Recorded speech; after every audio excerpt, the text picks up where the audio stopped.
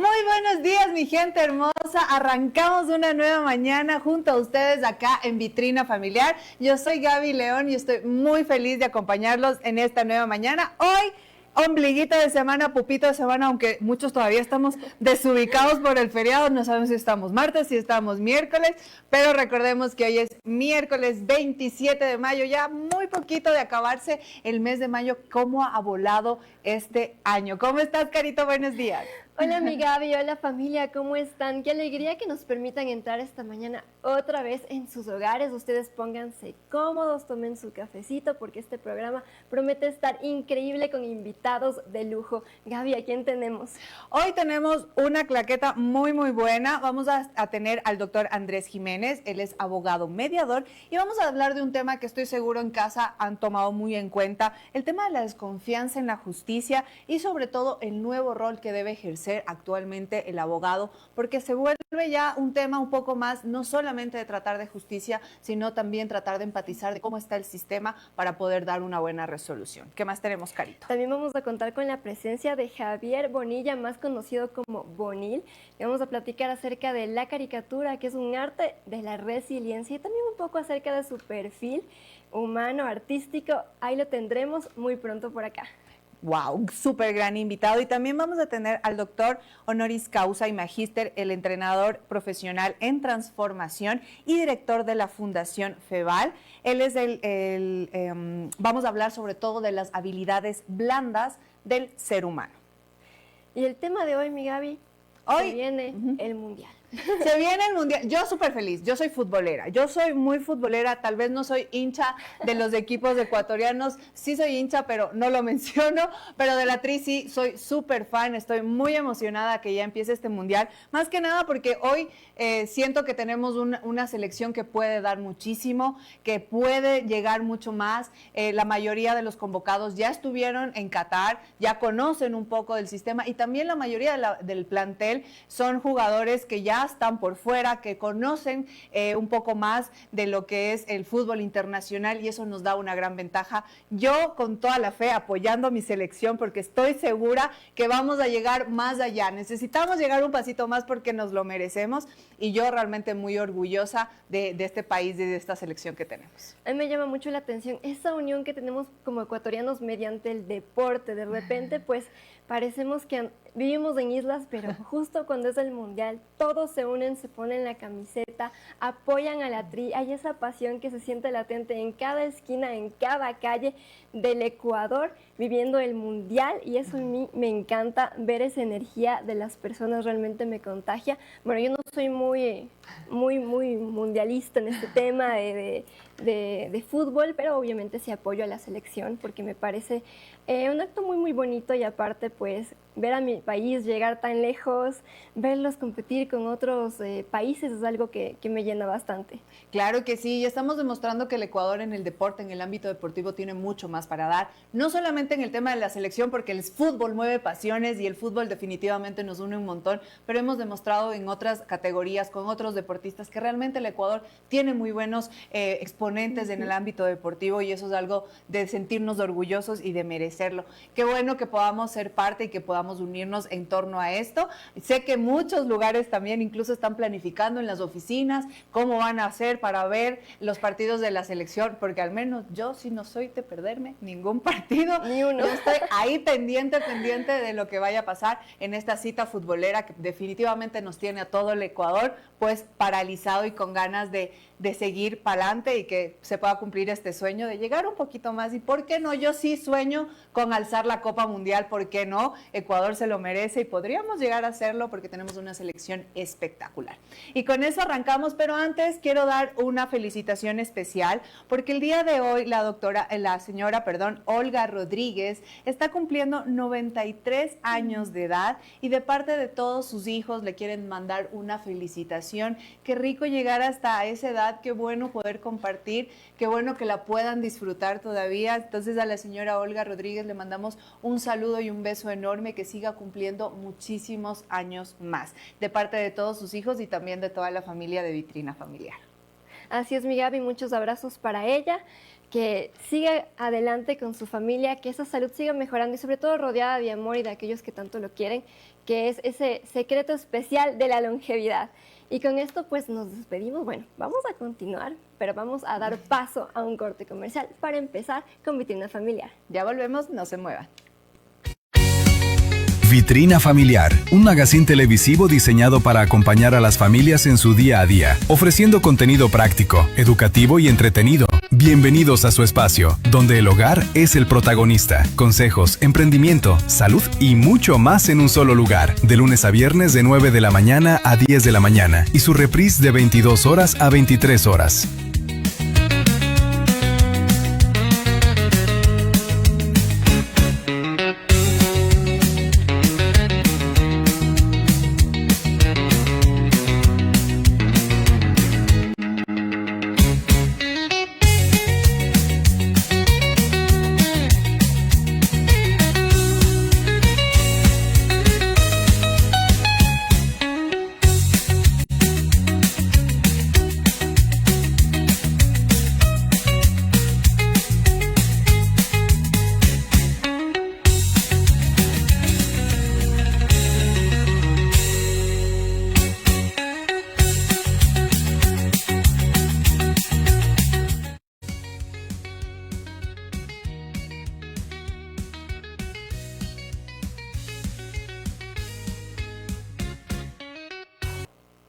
Y continuamos ya con nuestro primer invitado. Como les había mencionado, vamos a hablar justamente de la desconfianza en la justicia y el nuevo rol del abogado actualmente.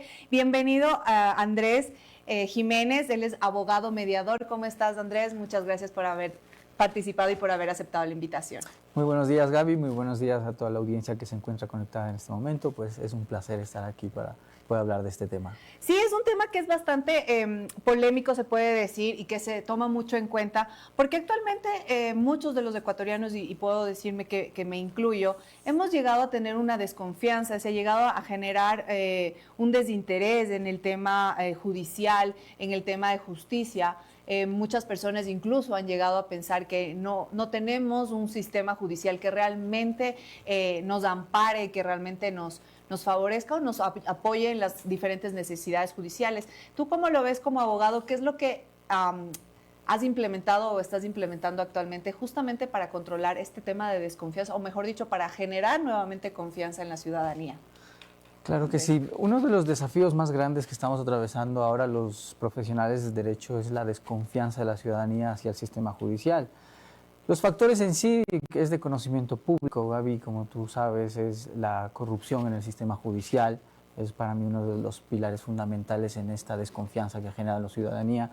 Adicional, pues obviamente los procesos que son lentos, retardados, y todos estos factores pues han influido en esa desconfianza de toda la ciudadanía, que están atravesando por situaciones legales, y eso les genera frustración, miedo, desconfianza. Entonces los abogados actuales tenemos que ser empáticos a la situación y obviamente pues tratar de revertir y darles la confianza en que en realidad el sistema judicial funciona.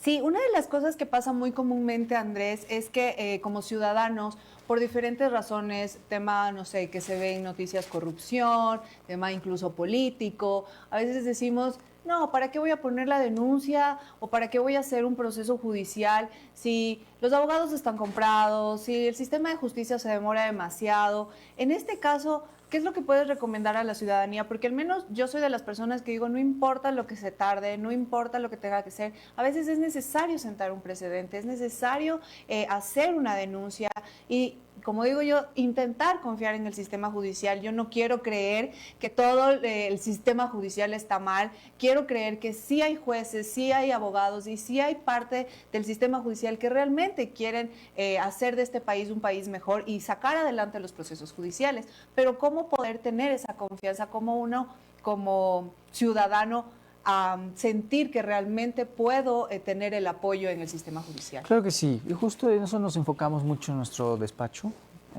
Nosotros generamos empatía al cliente. El cliente viene con su problema jurídico, sea de cualquier índole, sea penal, sea civil, y ya está con una afectación emocional en sí. Claro. Entonces, De hecho, inclusive otro desafío que enfrentamos, pues que el cliente, que ya me ha pasado muchas veces en el consultorio, ya viene con un criterio anticipado respecto de su problema jurídico. Entonces, todo eso tenemos que nosotros empezar a elaborar una estrategia para poder ayudarle. ¿Cómo? Siendo empáticos. Lo primero que hacemos en nuestro consultorio es generar empatía y para ello pues hemos creado habilidades nuevas en el consultorio, a pesar de ya no solo interpretar leyes, interpretar norma, interpretar ya en sí el caso jurídico, pues nos hemos capacitado en ser abogados mediadores conciliadores, que ya nos va mucho más allá de la interpretación jurídica, sino que ya tenemos que ayudarle al cliente en sí con la empatía emocional, partiendo de ahí generar la confianza y obviamente pues llevar un proceso judicial oportuno. Totalmente de acuerdo. Andrés, perdón que te interrumpa.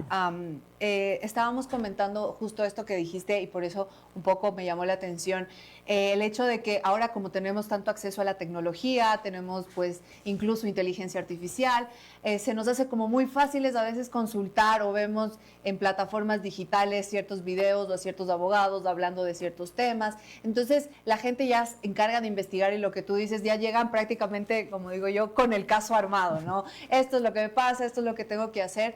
Pero ¿cómo como abogado tú sientes que a veces es mejor una mediación que llegar a las instancias de un juicio como tal? En este caso, ¿qué es lo que diferencia a un mediador de un abogado que realmente ya se va a un tema judicial, ¿no?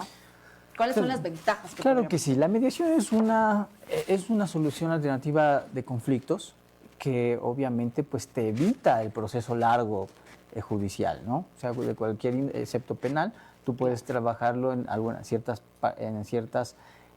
situaciones penales y el resto de materias del derecho puedes tratar de llegar a un acuerdo de mediación.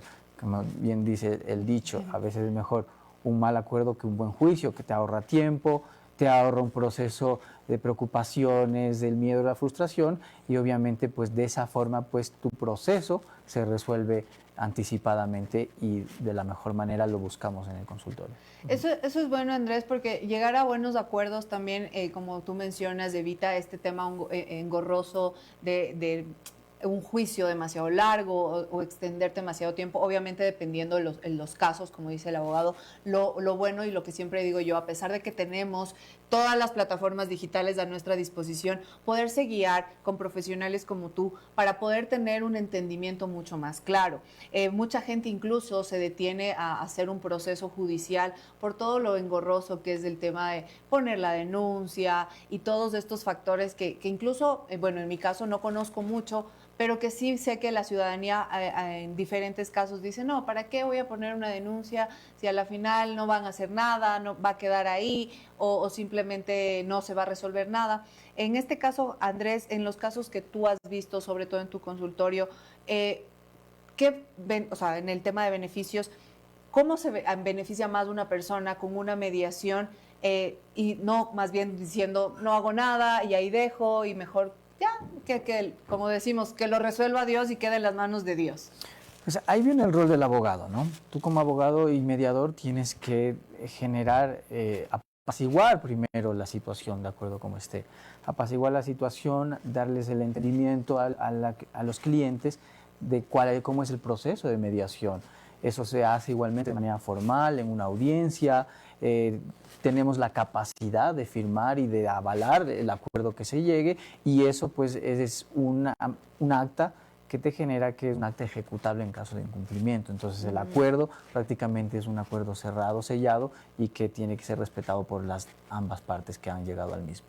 Esto que mencionas de último es muy importante, Andrés, que la gente y la ciudadanía sepa que a pesar de que tú haces un acuerdo de mediación, es un acuerdo que también está respaldado y como menciona Andrés, en caso de incumplimiento de este acuerdo también se puede llegar a tomar acciones. Entonces, que la ciudadanía sepa que el hecho de que si llego a un acuerdo, a una mediación, no quiere decir que, bueno, ya lo medio resolví y ahí quedó y después esta persona no me incumplió con el acuerdo que quedamos y pues ahí quedó. No, se pueden tomar acciones y eso es lo mejor. Más que nada, como digo, como ciudadanos tenemos que acostumbrarnos a hacer valer nuestros derechos, a hacer valer nuestra nuestros derechos, sí, como ciudadanos tenemos el derecho a la justicia y tenemos que respaldarnos con estas personas. Como digo, no hay que tratar, yo siempre soy de evitar lo más posible llegar a los conflictos más grandes, pero sí dejar un precedente y si algo no está en diferentes ámbitos en lo correcto, tomar acción y buscar a profesionales como Andrés, porque una de las cosas que me gustó es, como tú dices, tener esa empatía emocional, generar nuevamente esa confianza, devolverle la confianza al ciudadano, que es lo más importante y que a veces lo vemos, como a veces pensamos que los abogados son muy fríos en el tema legal, pero definitivamente hay personas como Andrés que muestran esa empatía, ¿no? Ahora quiero que nos cuentes a la ciudadanía qué tipo de casos nomás han resuelto y han logrado dentro del estudio sacarlos con éxito para que la gente diga, bueno, mira, yo me siento identificada con eso, puedo llegar a resolver mi caso con ellos. Claro que sí. En nuestro consultorio ingresan diferentes tipos de casos, sean penales, que no, esos habría que diferenciar que los únicos que entran a mediación son los de tránsito. Ok. Ya. Y de ahí tenemos que hemos resuelto con satisfacción, llevamos más o menos 3 años con el centro de mediación, se han resuelto casos previo a ir a audiencias de juicio, casos como de familia, temas familiares, temas de herencias, temas civiles, de cobro de deudas, esos son los temas que más relevancia han tenido en la mediación en nuestro consultorio, Gaby. Chéverísimo. Eso es muy importante que la gente conozca de las diferentes opciones que se pueden tener en cuenta. Como dice el doctor, hay el tema penal, que eso definitivamente ya no hay para dónde, como digo yo, ahí sí ya la justicia es muy recta, pero la mayoría de casos tienen un tema de mediación y se puede llegar a un acuerdo extrajudicial sin necesidad de llegar a todo este tema engorroso de un juicio, pero saber que podemos contar con profesionales como Andrés es lo importante. Andrés, cuéntanos un poquito con respecto a tu experiencia. ¿Cómo ves actualmente el tema judicial? ¿Sientes que es más complejo que antes o los procesos se mantienen de manera similar? ¿Cómo sientes que está el tema judicial actualmente? A ver, Gaby, algo con lo que lidiamos a diario los abogados es en el retardo en el sistema judicial, que es nuestra pata más floja y como decir. Talón de Aquiles. Correcto. Entonces, nuestro talón de Aquiles es el tiempo en que podemos tardarnos en un proceso judicial, porque obviamente el sistema judicial actual yo aspiro y espero que vaya mejorando, pero obviamente pues nosotros como abogados tenemos siempre la diligencia de estar en el caso representando, moviéndolo, yendo a los juzgados y obviamente pues con la mayor diligencia posible. Entonces ese es para mí el mayor factor que afecta en el tema de los procesos judiciales. Tanto así también obviamente que hay personas y clientes que ya optan por no seguir un proceso judicial por lo que te comentaba. Y es algo que yo también espero que las autoridades puedan combatir la corrupción dentro del sistema judicial y que sea transparente para todos y que podamos acceder todos los ciudadanos a la justicia, que es derecho, como bien lo dijiste, y que podamos tener una justicia óptima y oportuna para todos. Esperemos que sí. Yo tengo confianza, como digo, yo tengo mucha fe en mi país, tengo mucha fe en que las nuevas generaciones y los nuevos profesionales que están llegando, que se porten de esa manera, ¿no? Que busquen esa transparencia en los diferentes sistemas y sobre todo en el que estamos tratando hoy, en el sistema judicial, porque como dices, Andrés, es muy importante que la gente retorne la confianza al sistema judicial.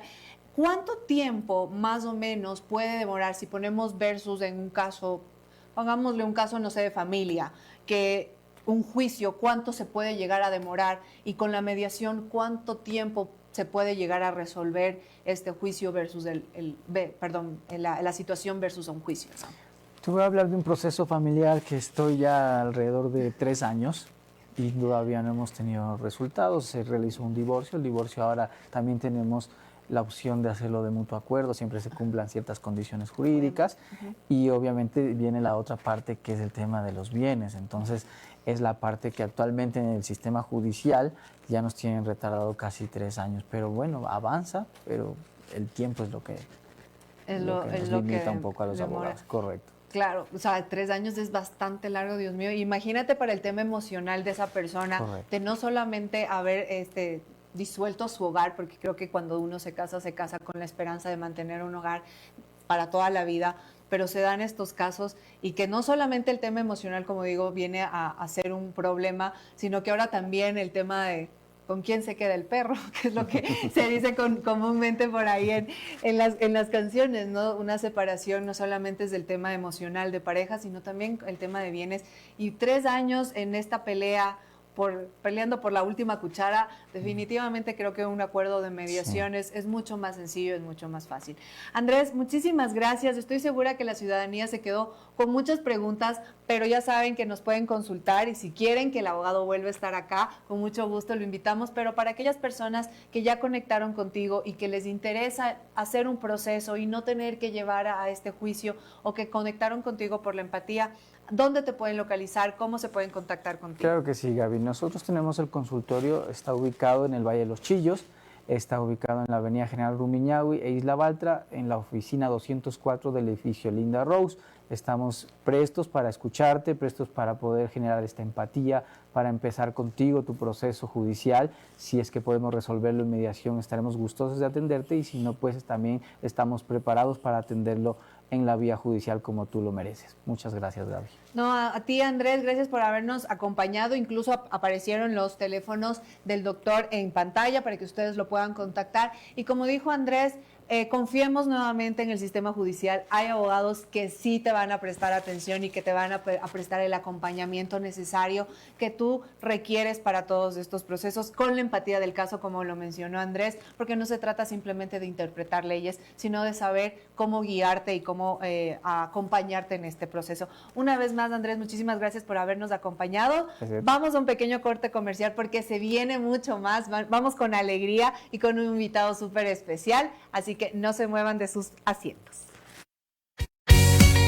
Vitrina Familiar, un magazine televisivo diseñado para acompañar a las familias en su día a día, ofreciendo contenido práctico, educativo y entretenido. Bienvenidos a su espacio, donde el hogar es el protagonista. Consejos, emprendimiento, salud y mucho más en un solo lugar. De lunes a viernes de 9 de la mañana a 10 de la mañana y su reprise de 22 horas a 23 horas.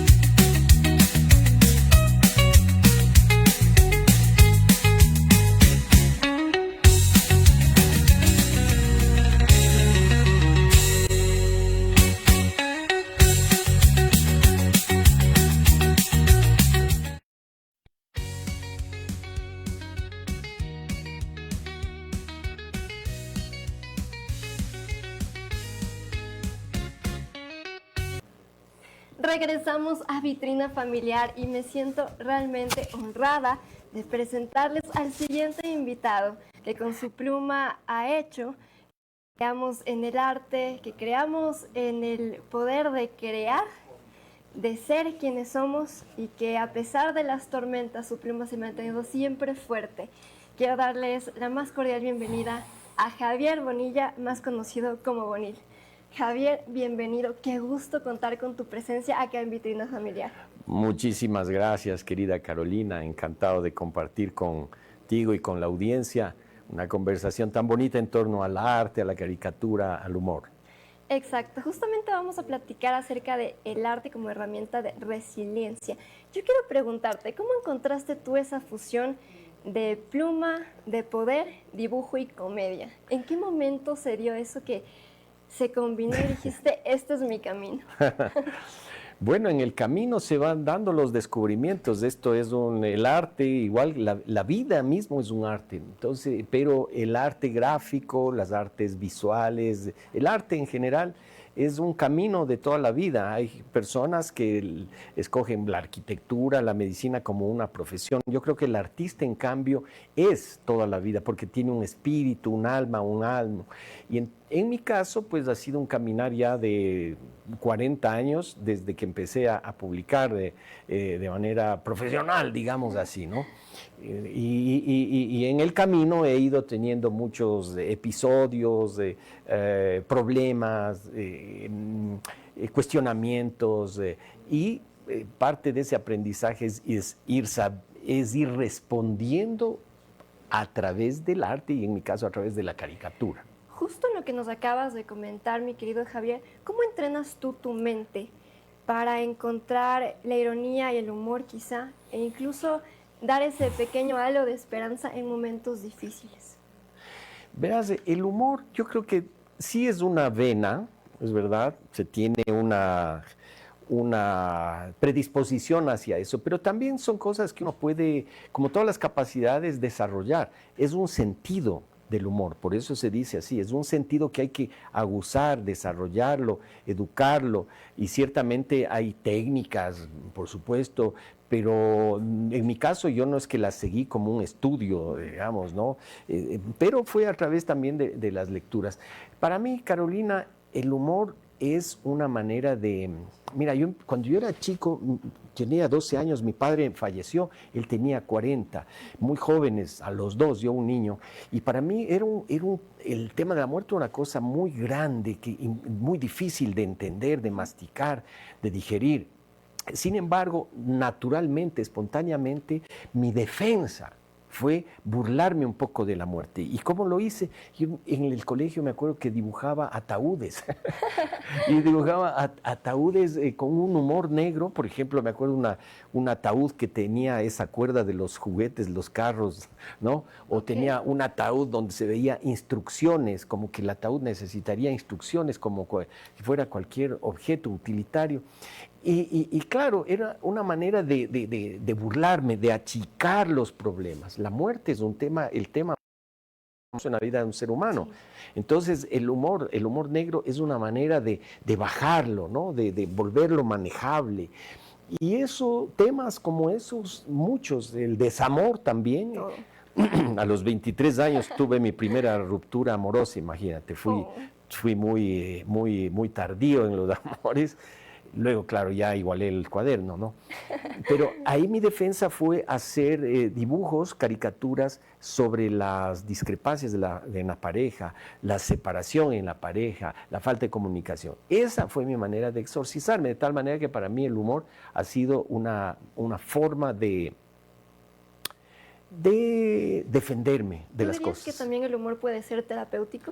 En el sentido que te digo, porque siempre se ha dicho que, bueno, el humor es una especie, una muestra de madurez. Y se refiere al hecho de que a través del humor tú objetivizas un tema.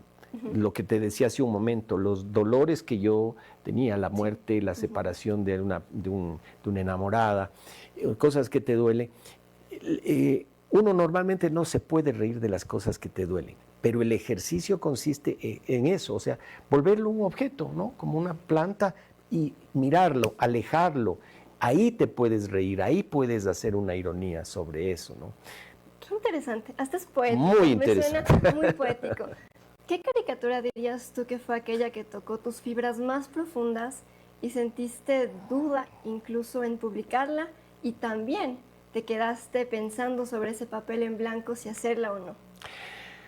Es que, Carolina, en el camino hay muchísimos dibujos, ¿no? Es un desafío ciertamente el papel en blanco, uh-huh. ¿no? En mi caso ahora el iPad en blanco, porque dibujo sobre ¿Lo haces digital ahora? Lo hago, sí, de manera digital. Siempre es un desafío, siempre es un reto la creación. Yo creo que tú también tienes una vena artística, conoces cómo es el proceso, ¿no? Y claro, ha habido muchas caricaturas.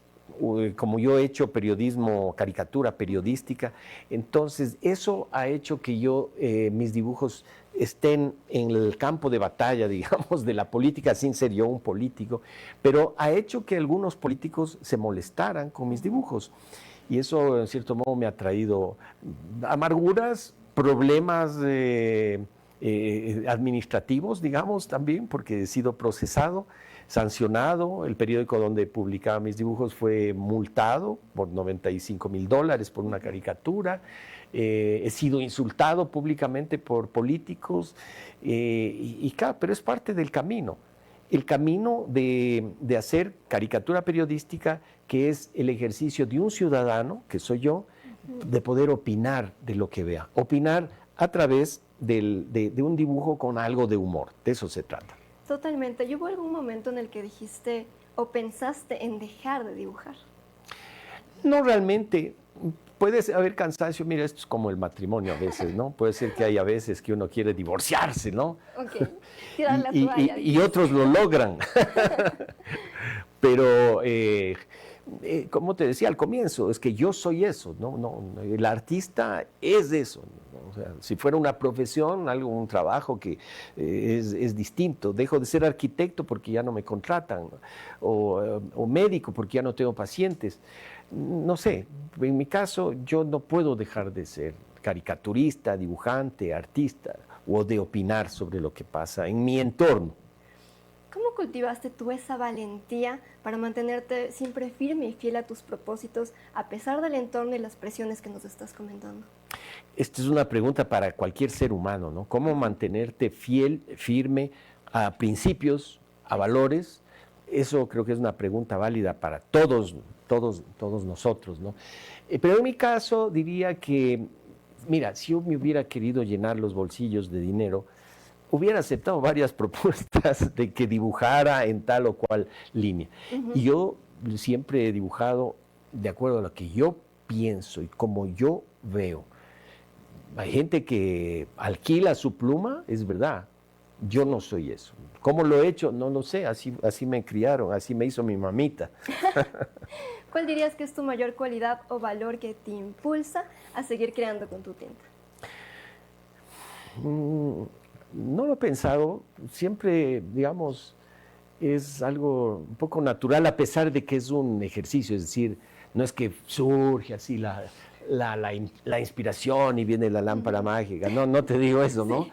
Es un proceso. Es un proceso y es un trabajo donde yo tengo que leer las noticias, tengo que hacer el dibujo. ¿Qué dibujo? ¿Qué hago? Sí, o sea, es un proceso, es un esfuerzo, no te digo que no. Pero es también un fluir, ¿no? Es ponerte en la onda creativa. ¿Eso me preguntaste o era? Sí, ya. Sí, me parece increíble lo que nos acabas de contar. A mí me llama la atención. ¿Qué le dirías a tu yo cuando empezaba? A este yo ya más experto que ha pasado por tanto, que no se esperaba quizá tanto caos, tormentos y alegrías al mismo tiempo. Tal vez le diría que intensifique las ganas de aprender, leer más. Claro que leo, me preparo, estudio, sigo instruyéndome, digamos así, pero el artista no es un ser etéreo, así. El artista debe leer, el artista debe analizar, el artista debe cultivar su intelecto, debe nutrirse de mayor cantidad de información, ampliar el horizonte, abrir la cabeza, ampliar el horizonte. Entonces, y a ese muchacho, generalmente uno es un poco arrogante cuando eres joven, ¿no? Pero es parte de la vida también se va encargando de moldearte. Eso sí, a mí me han moldeado mal, pero bueno. ¿Qué te ha enseñado a ti la caricatura sobre la naturaleza del poder y del tiempo? Que todos buscan o buscamos el poder. El poder en sí mismo no está mal. El poder es necesario en todos los ámbitos, ¿no? En el ámbito público, un político, un presidente necesita el poder para hacer carreteras, hospitales, hacer. En la vida personal, familiar, el poder es importante para educar a tus hijos, ¿no? O para, digamos, fijar un horizonte. El poder es importante también, el poder hacer la luna de miel, ¿no? Pero el poder como ambición para subyugar, para doblegar o para cubrir falencias es otra cosa, ¿no? Y eso se ve mucho, hay mucha vanidad. Y todos somos en cierto modo vanidosos, pero a mí la visión humorística me ha hecho, coloquialmente lo voy a decir, bajar el moco. Ok. ¿Sí?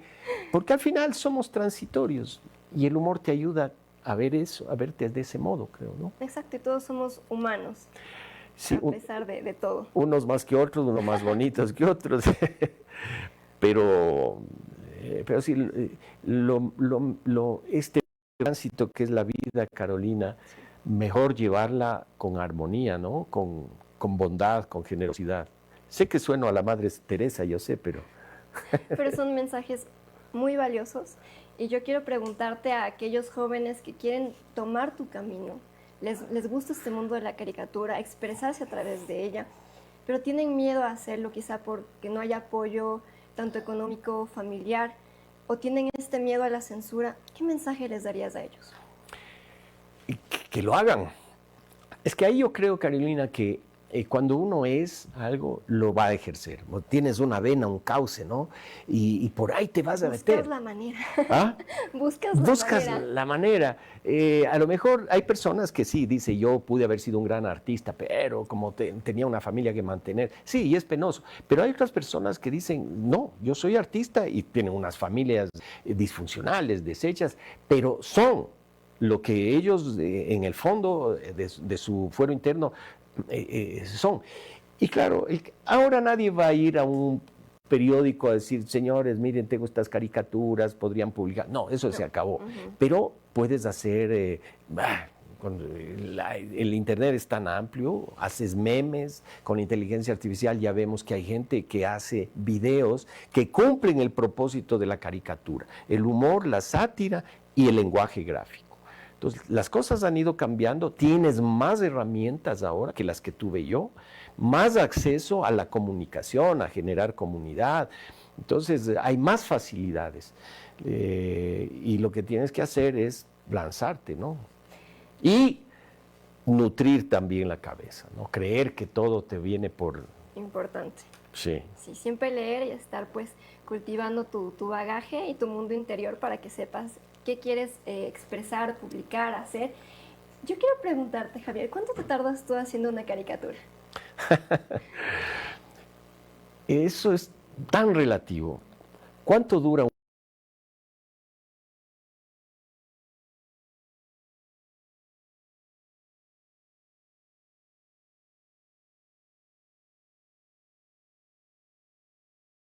Hay ocasiones en las que fluye rápidamente el beso, digo, la caricatura, y hay otras veces que es más placentero ese proceso de encontrar, de demorarte, y se va con color también, lleva otro tiempo. Pero es un proceso que empieza desde la búsqueda del tema.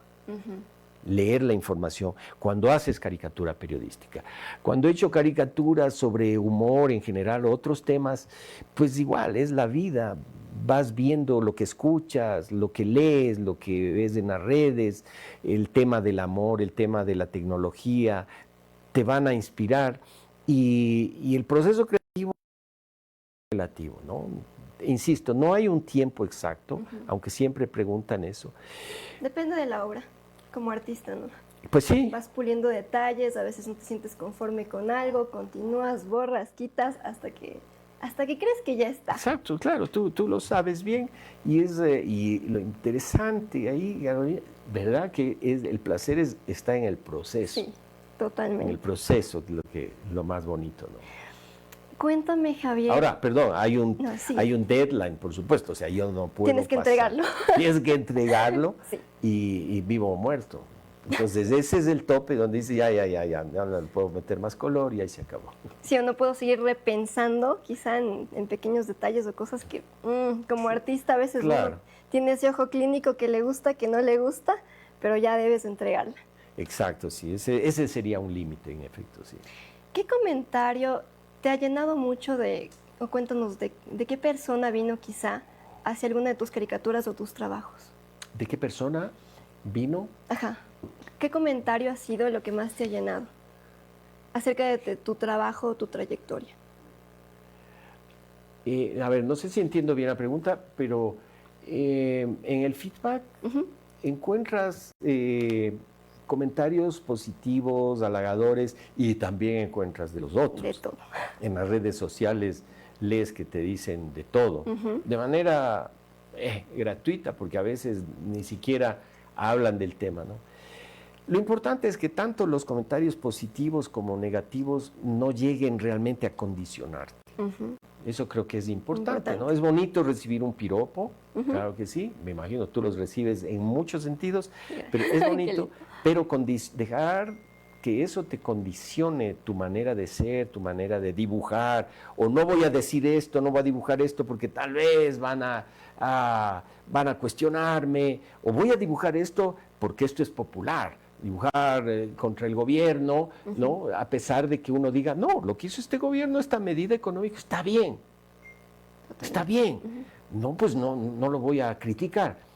Pero dice, no, es que a la gente le gusta eso, entonces vamos. No hay que dejarse condicionar por cómo te vayan a ver. Sino por tú quién eres, ser siempre transparente y tu esencia. Y es algo que yo rescato mucho de ti, y aparte como ser humano, eres una persona tan linda, tan abierta, tan alegre, es algo que no se ve siempre, la verdad. Al ser una persona tan mediática, sigues manteniendo esa esencia, esa chispa tan linda a donde llegas. Me atrevo a decir eso porque apenas Javier pisó el set, se sintió lleno de brillo. Y también quiero preguntarte, mi querido Javier, pues en este caso, ¿cómo te has mantenido siempre tan conectado a ti, a pesar de todo el entorno político y social? No perderte. ¿Y cómo me podría perder? A ver, ¿qué sería perderme? Dejar de ser... Dejar de creer, quizá. Dejar de creer en tu arte. Como artista podría decirte eso. No creo que eso, o digamos que he hecho... Cuando tenga la respuesta, estaré muy contento. Pero bueno, es que Carolina, yo, como te digo, ya voy dibujando 40 años y eso, digamos, me ha permitido ganar cierta perspectiva. He pasado periodos que no han sido muy agradables, presidente que me insultaba, no es muy agradable, no es fácil remontar eso, saber afrontar, no era el insulto en redes, era el insulto de un presidente del país. Eso tiene otro peso. Y uno pudo haber respondido con miedo, con indignación, con ira, con rabia. Pero en mi caso, como te decía al comienzo, yo decidí responder con humor. Entonces, yo construí 2 lápices para asistir a la superintendencia de compañías donde me procesaban y traté de hablar mi lenguaje, un lenguaje simbólico, el lenguaje del arte, el lenguaje del humor. Eso es una defensa para mí. Eso yo me aferré, digamos, a eso, a esa convicción. ¿Por qué? Porque yo era eso, porque yo soy eso, porque creo en eso. Entonces, el humor a mí me permitió sortear, driblar, porque en ese momento lo que se esperaba quizás es que yo me doblegara, o que hablara el mismo lenguaje, el lenguaje serio de la agresividad, del dolor, y yo no escogí ese camino, yo escogí el camino del humor. Javier, quiero agradecerte profundamente porque con tu sonrisa, tu talento, nos demuestras que el arte siempre tiene un espacio para florecer, para hacer, que no se deben callar aquello que piensan y sienten, ser genuinos, ser auténticos. Y pues bueno, Javier, las puertas de Vitrina Familiar siempre van a estar abiertas para ti. Agradecerte muchísimo tu presencia, este mensaje tan valioso y esta entrevista que nos queda cortos porque me encantaría platicar más acerca de tu perfil. Espero tenerte pronto por acá.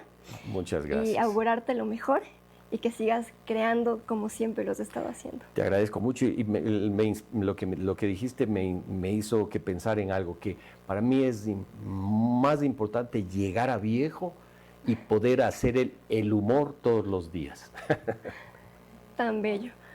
No se despeguen, que ya continuamos con más de Vitrina Familiar.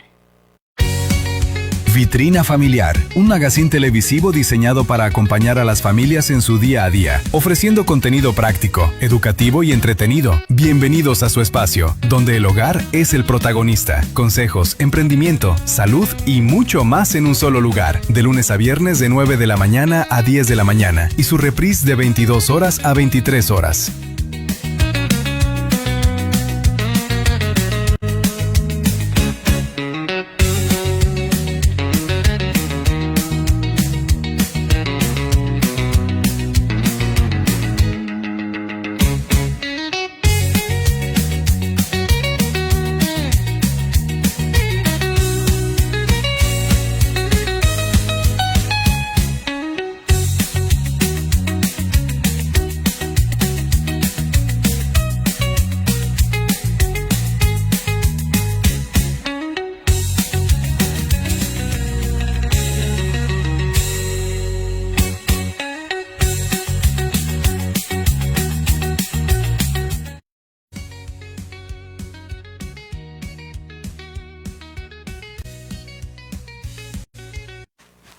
Y continuamos ya con más de Vitrina Familiar. Definitivamente este invitado, Bonil, a mí me encanta mucho sus reflexiones y sobre todo la forma en la que grafica sus caricaturas. Pero ahora vamos a seguir hablando del tema profesional, justamente del tema emocional. Y tengo al doctor honoris causa y máster en entrenamiento profesional de transformación, Luis Felipe Valencia. Hola Felipe, ¿cómo estás? Bienvenido a Vitrina Familiar. Muchísimas gracias por la invitación. Muy contento de estar aquí este día.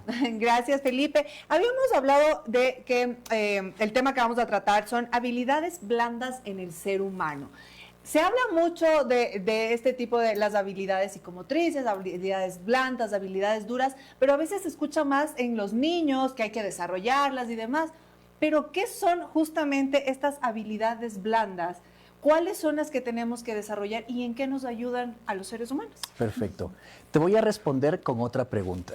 ¿Quién nos enseñó a ser padres? Nadie. Creo que nadie, lo aprendimos en el camino. ¿Cómo somos padres? ¿Cómo somos hijos? ¿Cómo somos seres humanos? Entonces, quizás las habilidades blandas sea este camino que nos permita profundizar en la parte ontológica. Ontológico me refiero al ser. Ir profundamente en nuestro ser, porque quizás como seres humanos actualmente, como seres biológicos, somos la repetición de lo que hemos aprendido.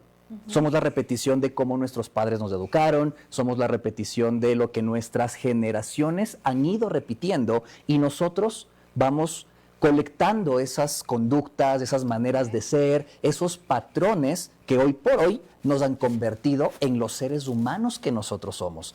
Nos han ayudado mucho, nos han permitido conseguir muchos resultados, pero la pregunta que me gustaría que todos nos hiciéramos es, ¿realmente estás quizás en esa cúspide de lo que te gustaría ser como madre, como esposa, como profesional, como hijo, como amigo, como empresario, a lo que te dediques?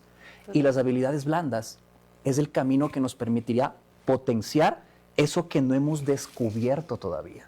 Porque todos somos muy buenos, voy a responder ahora sí tu pregunta, en habilidades duras. Somos muy buenos investigando, aprendiendo, leyendo, escuchando un podcast, voy a un curso, voy a un seminario, pero somos muy buenos recolectando información. Okay. ¿Y cuánta de esa información que se vuelve una habilidad dura la estamos aplicando en nuestra vida? Hoy por hoy, por ejemplo, tenemos la inteligencia artificial. Wow, y la inteligencia artificial es una habilidad dura.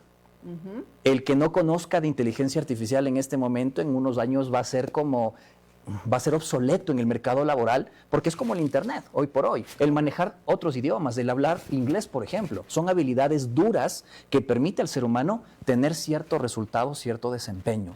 Vale. Pero las habilidades blandas, en cambio, van a maneras de ser conductuales en la persona. Habilidades de liderazgo. Okay. Si estamos dirigiendo un equipo de trabajo, si somos ama de casa, en familia, en casa, habilidades de liderazgo van a permitirme tener un resultado totalmente distinto.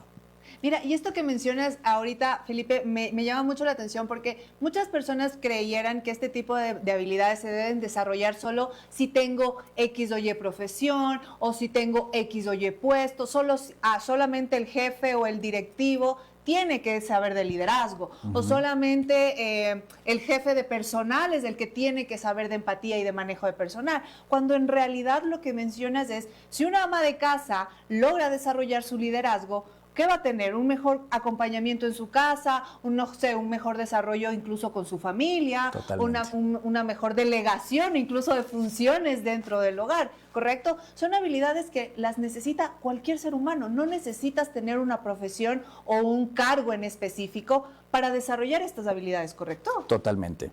Primero que todos somos seres humanos, antes que ser profesionales o haber desarrollado alguna habilidad dura. En este caso, no solamente el liderazgo va dentro de las habilidades blandas, tenemos también la inteligencia emocional, por ejemplo. Muy honestamente, ¿cuándo fue la última vez que te preguntaste cómo estás emocionalmente? Sí. Y a veces nosotros nos hacemos los ingenuos ante ese tipo de preguntas o queremos más bien evadirlas o evitarlas, porque no queremos quizás notar o confrontar genuinamente cómo nos experimentamos a nivel emocional. Correcto. Y una de las emociones, por ejemplo, más frecuentes o un estado emocional, la frustración. Y no requiere ser profesional para frustrarte, porque cualquier ser humano podemos frustrarnos y quizás estamos siendo reactivos y de alguna manera las emociones son emociones, no hay ni buenas ni malas. Pero ¿cuánto te están quizás obstruyendo a nivel emocional para que podamos llegar a un resultado idóneo en nuestra vida. O quizás las emociones me están obstaculizando o me están potenciando para poder llegar al resultado que buscamos a nivel personal, profesional, académico, lo que queramos buscar como personas. No, y en esta parte que mencionas, Luis, es bastante importante recalcar que efectivamente hacernos cargo de nuestras emociones va a hacer que potenciemos justamente nuestro desarrollo personal. Muchas veces en casa queremos a veces evitar, no tomar atención a la emoción que estoy sintiendo, y como tú mencionas, eso hace o que se potencie nuestro desarrollo personal, o que se estanque o que se encuentre invalidado, porque nosotros mismos estamos invalidando esa parte de nosotros y esas emociones. ¿Cómo como personas podemos empezar a hacer frente? Porque yo sé que no es un proceso fácil, y no que hoy voy a decir, hoy día me voy a hacer cargo de todas mis emociones y ya mágicamente se hace. ¿Cuál es el desarrollo que una persona tiene que empezar a hacer, o qué cosas podría empezar a hacer para poner atención a sus emociones y no dejar que tal vez estas se hagan cargo de su vida y terminen saboteándola, como digo yo, a veces profesionalmente, emocionalmente o en diferentes ámbitos? No tendría una respuesta puntual, específica, porque al final somos seres humanos distintos y cada quien va a experimentar de una manera distinta, pero mi invitación sería a que no la invalidemos, a que si nos experimentamos con tristeza, date el permiso y siéntete triste. Da el permiso que esa tristeza, que esa emoción aflore, quizás recomendar un cierto lapso de tiempo, porque la tristeza la tristeza es una emoción que posiblemente la podamos estar eligiendo todos los días. El dolor es inevitable, pero el sufrimiento es opcional. Totalmente. Y quizás estamos nosotros ya acostumbrándonos a ese tipo de emociones, y somos quienes no estamos eligiendo soltar la tristeza, somos quienes elegimos no soltar la frustración, el resentimiento, el rencor, y seguimos cargándonos de ese tipo de emociones. ¿Qué te invito? Date el permiso de experimentarlo, date el permiso de sentirlo. ¿Quieres llorar? Llora. ¿Quieres gritar? Grita. No invalides las emociones, no nos traguemos las emociones, porque incluso por todo lo que no decimos, ahí, chequéate cómo está la tiroides.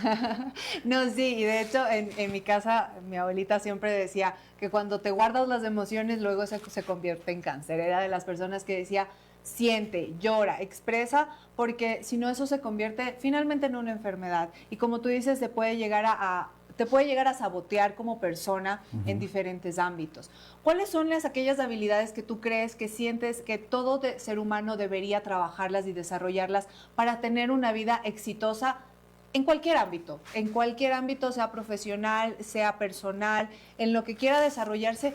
¿Qué es de aquello que, como te dicen, no, a veces en la escuela, es que tienes que estudiar matemáticas, tienes que estudiar ciertas materias, que es lo que mencionamos con habilidades duras, pero ¿cuáles son esas habilidades blandas que tengo que desarrollar para poder tener una mejor gestión en mi vida? Desde mi punto de vista y mi opinión muy personal, consideraría el tema de inteligencia emocional un factor determinante, el tema de comunicación asertiva. Algo que está ocurriendo en relaciones interpersonales, no sabemos comunicarnos. Nos comunicamos como vimos, como supuestamente nos enseñaron, pero quizás, por ejemplo, en casa no había un canal de comunicación efectivo. Y ahora que soy una persona adulta, estoy simplemente replicando el canal comunicacional que lo vi y lo aprendí inconscientemente. Comunicación asertiva pues nos permitirá incluso hasta educar de manera distinta a nuestros hijos, relacionarnos de manera distinta con nuestros colaboradores, colegas, en las distintas áreas que nos desempeñemos. Una escucha activa. Quizás los seres humanos, desde mi opinión, no escuchamos. Nos escuchamos, tenemos una interpretación propia, escuchamos cierta información y ya pasa por un montón de filtros nuestros. Al final, nosotros decidimos qué escuchamos y qué no escuchamos. Sí, y quizás el aprendizaje y la oportunidad está en lo que no escuchas.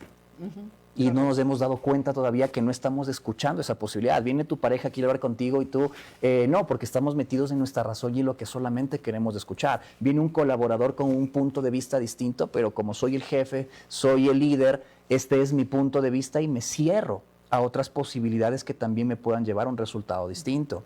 El tema del liderazgo, un liderazgo que no sea impositivo, sino que sea un liderazgo inspiracional. A veces confundimos una jefatura con un liderazgo porque un cargo, un nombre, un estatus me hace pensar que tengo derecho sobre cierta situación o cierta circunstancia, pero ¿qué tal que no? ¿Qué tal que nosotros a través de nuestras maneras de ser, de nuestro relacionamiento, podemos inspirar a los seres humanos? Y podría irme con un montón de habilidades blandas, Wow. pero considero que estas serían las Más determinantes para que podamos tener resultados distintos en nuestra vida.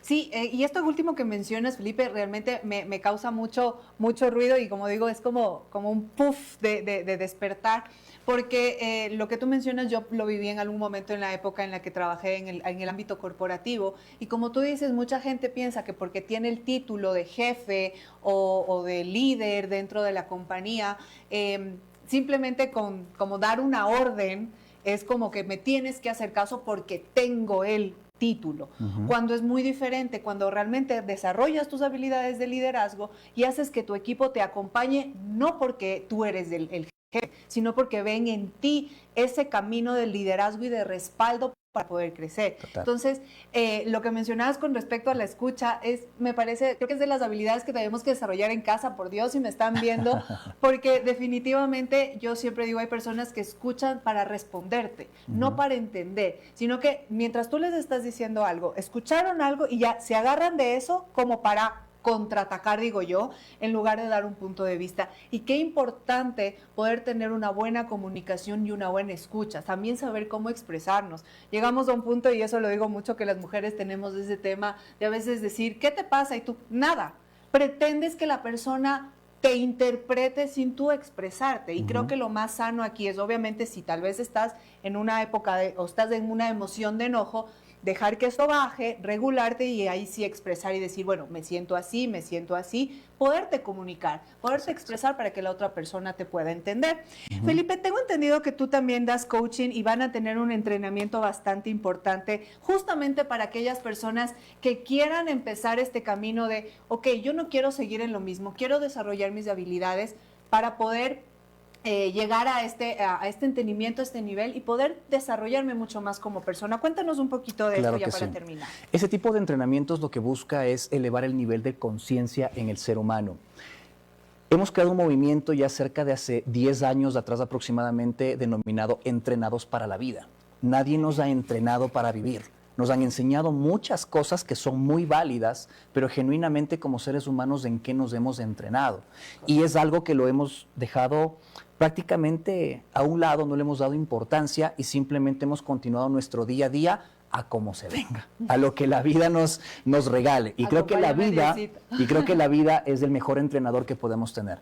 Sí. Y quizás estos entrenamientos que te voy a compartir en este momento nos permitan entrenarnos para esos momentos en que no queremos que ocurran. Entrenarnos posiblemente para estar listos cuando esa bancarrota llegue, cuando ese divorcio llegue, cuando esa enfermedad llegue, porque no estamos exentos de que algo nos ocurra. Pero ¿qué tal entrenarnos y estar preparados para ser más grandes que esa situación? Quizás nos pueda mandar a la lona. Vamos a manejar un entrenamiento denominado Ingeniería del Ser. Es un entrenamiento vivencial, experiencial, que va a tener duración de un día, intensivo, 12 horas de entrenamiento de alto rendimiento. Vamos a ir muy profundo en la parte ontológica. Ontológico me refiero al ser. Vamos a hacer un entrenamiento profundo del ser y vas a vivir una experiencia única que muy pocas personas en el Ecuador aquí lo han vivido, que es una caminata sobre fuego profesional. Vamos a llevarte a un punto en donde atravieses esos límites, atravesemos las posibles creencias que me han limitado y que el ser humano viva este tipo de experiencias le va a permitir identificar la capacidad real que tiene como ser humano y que no se limite solamente con sus propios pensamientos, ideas o conversaciones propias. Me encanta. La invitación está hecha para toda la gente. Yo personalmente espero poder estar en esta capacitación porque definitivamente me parece increíble y que, como dice Felipe, es muy importante hacerte cargo también de afrontar la vida como es. Como dice Felipe, nos enseñaron a ser abogados, nos enseñaron a ser doctores, nos enseñaron a ser periodistas, pero no nos enseñaron a vivir la vida con profundidad, con ética y sobre todo a enfrentarla con todas las herramientas como nos lo merecemos y aquí tenemos la oportunidad. Muchísimas gracias, Luis Felipe, por habernos acompañado. La invitación es de estar este sábado 6 de junio. ¿A dónde te pueden contactar, Luis Felipe, si quieren ser parte de este taller? Claro que sí, me puedes escribir a mi teléfono, el 0984-576086. De igual manera, en todas mis redes sociales me encuentras como Felipe Valencia Soria. Soy entrenador de potencial humano ya cerca de 8 años y estamos comprometidos en llevar a que más personas tengan la oportunidad de disfrutar su vida, que vivan una vida que amen. Estoy segura que así va a ser, así que ya saben, la invitación está hecha y espero que muchos de ustedes nos podamos ver en esta charla porque definitivamente vale la pena aprender a vivir una mejor vida, como Así lo dices, es. Felipe. Muchísimas gracias por Gracias habernos a ti. acompañado. Vamos a un corte comercial y ya continuamos con más de Vitrina Familiar. Vitrina Familiar, un magazine televisivo diseñado para acompañar a las familias en su día a día, ofreciendo contenido práctico, educativo y entretenido. Bienvenidos a su espacio, donde el hogar es el protagonista. Consejos, emprendimiento, salud y mucho más en un solo lugar. De lunes a viernes de 9 de la mañana a 10 de la mañana y su reprise de 22 horas a 23 horas.